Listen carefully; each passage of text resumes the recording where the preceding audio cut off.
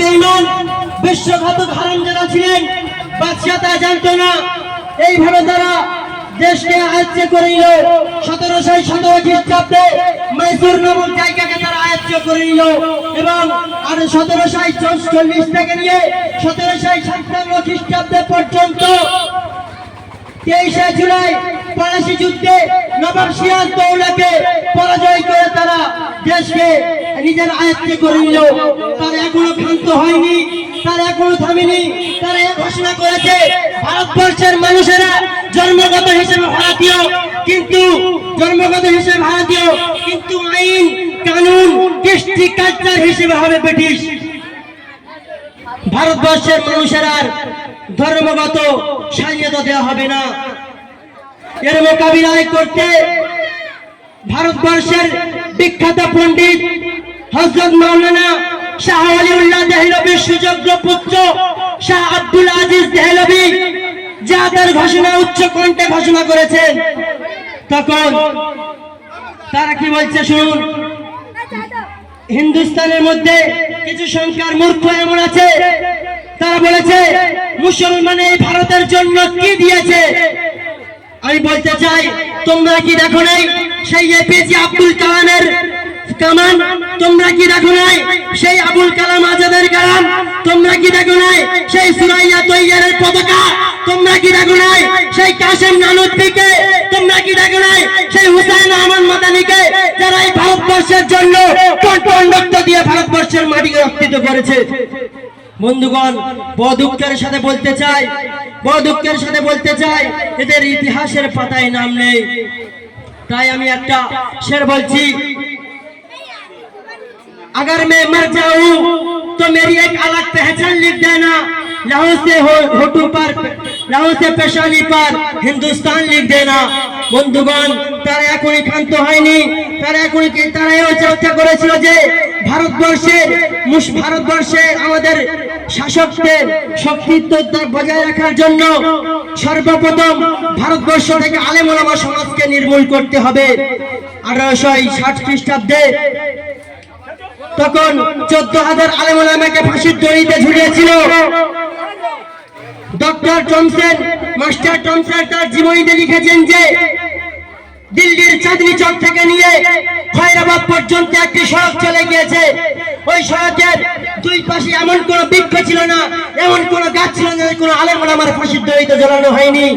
তার কয়েক বছর পূর্বে হুসাইন আহমদ মাদানি দায়িত্বহীন ভাষায় ঘোষণা করেছে সাম্রাজ্যবাদী ব্রিটিশের বিরুদ্ধে যে ওদের সাহায্য করা, ওদের অধীনে চাকরি করা হারাম। এরা বলেছিল। বলার পরে তখন ব্রিটিশ শাসকরা হুসাইন আহমদ মাদানিকে গুলির অর্ডার করে। তার কিছুদিন পর হুসাইন আহমদ মাদানি করাচিতে এক বিশাল সমাবেশ ডেকেছিল, প্রকাশ্য সমাবেশ।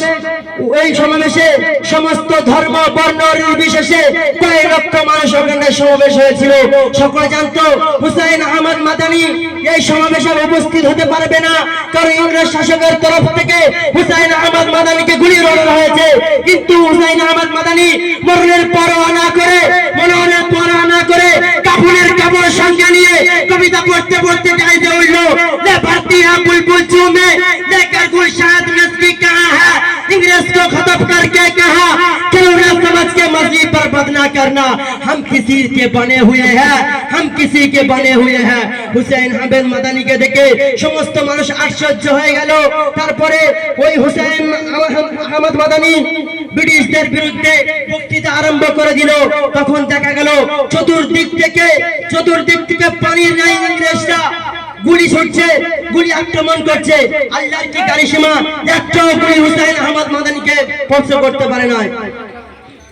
जब दिन तक इस धरती में हुसैन अहमद मदनी रहेगा, जब दिन तक इस धरती में कासिम नानुतबी रहेगा, जब दिन तक इस धरती में एपीजे अबुल कलाम रहेगा, जब दिन तक इस धरती में इमदादुल्लाह मुजाहिद मक्की रहेगा, वो दिन तक मुसलमान हिंदुस्तान में रहेगा। বন্ধুগণ, তারাও ক্ষান্ত হয়নি। এই হিন্দুস্তান বড় দুঃখের বিষয়, বড় পরিতাপের বিষয়। দেখলে ইচ্ছে হয় যে ইতিহাসের পাতায় ওই সমস্ত মুসলমানদের নাম বিদ্যমান নেই, যারা এই ভারতবর্ষ ভারতবর্ষের জন্য, ভারতবর্ষের স্বাধীনের জন্য বিবিকে ব্যয় করেছে, পুত্রকে এতিম করেছে এবং ধন সম্পদকে বিসর্জন দিয়ে এই ভারতবর্ষের স্বাধীন পতাকা উত্তোলন করেছিল, তাদের নাম আজ ইতিহাসের পাতায় বিদ্যমান নেই। আজ যদি ভারতবর্ষের মাটিকে হাতে তুলে নিয়ে যায়, তাহলে ওই সমস্ত আলেম ওলামার রক্তকে চপকে চপকে হাত থেকে পড়তে থাকবে।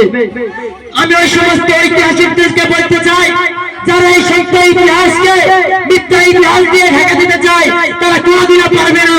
কারণ মহানবী সাল্লাল্লাহু আলাইহি ওয়াসাল্লাম 1400 বছর পূর্বে তার তহিদ ভাষায় ঘোষণা করেছেন, আল হাক্কু নূরুল কুফর ওয়াল বাতিলুল কুফর ওয়াল জুলমাতুন। সত্য হলো উজ্জ্বল দিবালোকের ন্যায়, আর মিথ্যা হলো অন্ধকার অমানুষীর ন্যায়। তাই জীবনে সত্যকে মিথ্যা দিয়ে ঢাকা দেওয়া যায় না। বন্ধুগণ, এখানে শেষ নয়। এ ভারত আমার মাতৃভূমি, জন্মভূমি। ভারত আমার মাতৃভূমি, জন্মভূমি। ভারত তুমি বলে নয় ভারত তুমি কার? এ ভারত তুমি বলে নয় ভারত তুমি কার? আজ যদি কোন মুসলমানের সন্তান বলে এ হিন্দু হলো, এ মুসলমান হলো, এ হিন্দুস্তান হামারা হ্যাঁ, তুমি यहाँ से भाग जाओ। কোন খ্রিস্টান ধর্মের মানুষ বলে এ হিন্দু হলো, এ মুসলমান হলো, এ হিন্দুস্তান হামারা হ্যাঁ, তুমি यहाँ से भाग जाओ। তাহলে আমি এই হিন্দুস্তানের জমিনে দাঁড়িয়ে বলতে পারি, যে সমস্ত মুসলমানেরা, যে সমস্ত মনীষীরা, যে সমস্ত খ্রিস্টান ধর্মের মানুষরা এই ভারতবর্ষের মাটির জন্য, এই ভারতবর্ষের স্বাধীনের জন্য প্রাণ রক্ত দিয়ে ভারতবর্ষের মাটিকে স্বাধীনতার পতাকা উত্তোলন করেছে, তাদের আত্মার সাথে গাদ্দারি করা হবে।